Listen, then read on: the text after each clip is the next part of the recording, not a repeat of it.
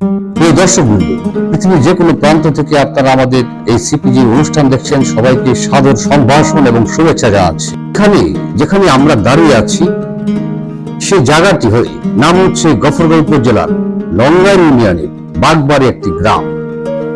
আমার পিছনে যে দিঘিটি রয়েছে বা দেখতে পাচ্ছেন, এই দিঘির নাম দুই সতীনের দিঘি। এই দিঘিটি খনন কাজ হয়েছিল মোগল আমলে। এই দিঘিটি খনন করার সময় যিনি উদ্যোগ গ্রহণ করেছিলেন তার নাম হচ্ছে কালুসার ভাগ্নে জমজম খান। তিনি তার দুই স্ত্রীর জন্য এই এলাকায় পাশাপাশি দুইটি দিঘি খনন করেন। তার বাড়ির ঠিক সামনে আপনারা কিন্তু দেখতে পাচ্ছেন যে এই দিঘিটি ঠিক অনুরূপ আরেকটি দিঘি ছিল, সেটি কিন্তু কালের পরিক্রমায় ভরাট হয়ে যায়। এই দিঘিটির আশপাশে যেসব জায়গায় রয়েছে আজ কিন্তু সেটি সরকারিভাবে দখল রয়েছে। গফরগাঁওয়ের ঐতিহাসিক নির্দেশন রয়েছে, সেগুলো কিন্তু সংস্কারের কোনো উদ্যোগ আমাদের নেই বা সরকারিভাবে উদ্যোগ গ্রহণ করার কোনো সুযোগ নেই। সরকারিভাবে পৃষ্ঠপোষকতা পেলে এখানে বা এইসব জায়গাগুলোতে হতে পারে নান্দনিক কোনো পর্যটন কেন্দ্র, উদাহরণ হতে পারে। যে ঐতিহাসিক ভিত্তিগুলো আমাদের গফরগাঁওয়ে প্রচুর অনেক ঐতিহাসিক জিনিস রয়েছে, যা সংরক্ষণ করা সরকারিভাবে অনেক দরকার।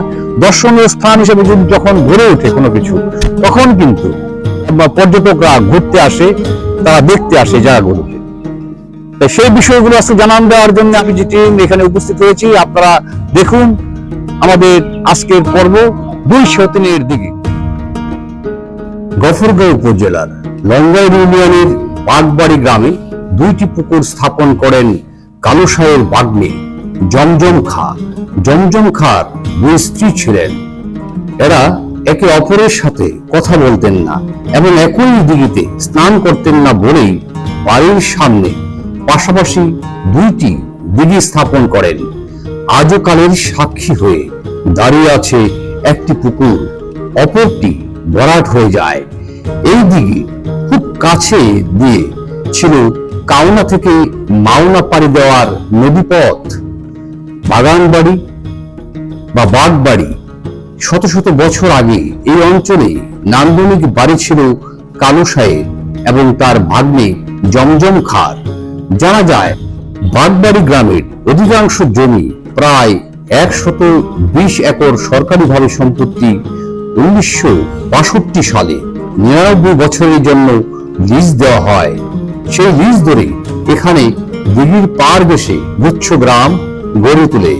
তবে লিজের শর্ত অনুযায়ী 99 বছরের মধ্যে 75 বছর অতিক্রম করেছে বলে এলাকার মানুষ জানায়।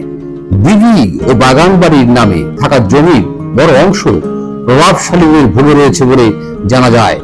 আমাদের গফরগাঁও উপজেলায় অনেক ঐতিহাসিক স্থাপনা ও জমি থাকলেও সরকারিভাবে রয়েছে সংরক্ষণের দারুণভাবে অভাব। সংরক্ষণ করলে এখানে হতে পারত দারুণ কোনো পর্যটন কেন্দ্র।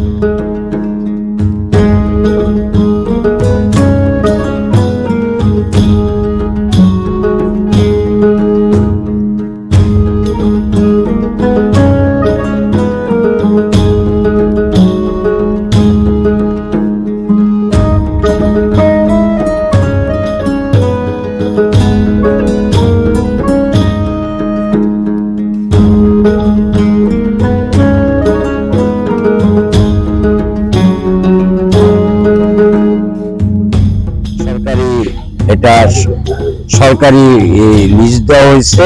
এই সরকারি লিজের রূপে ওই যারা আশেপাশের লোকরা আছে তারপরে সরকার লিজ দিছে, তারা এটা চাষাবাদ করে। এটা অতীত আগের এই জিনিসটা, হ্যাঁ, এটা যারা যারা অনেক আগে, এই কারণ হলো ওই যারা আশেপাশের লোকরা আছে তারা এটা বুক করে খাইতেছে। আর সরকার থেকে তারপরে একটা 99 বছরের জন্য একটা লিজ দিয়েছে, বছরের লেগে লিজ দিছে। যারা আশেপাশে 14 লোক আছে কাগজপত্র করে করে স্টেপের মধ্যে দিচ্ছে। আর আশেপাশে যারা সরকারি জায়গা ছিল ওই জায়গাগুলাই এই যারা এটা দখল যারা এই জায়গাটুকু করার ছিল, মানে তারপরে দিছিল। আরো আশেপাশে সরকারি জায়গা আছে, ওই জায়গাগুলাই তারপরে দিতেছে না।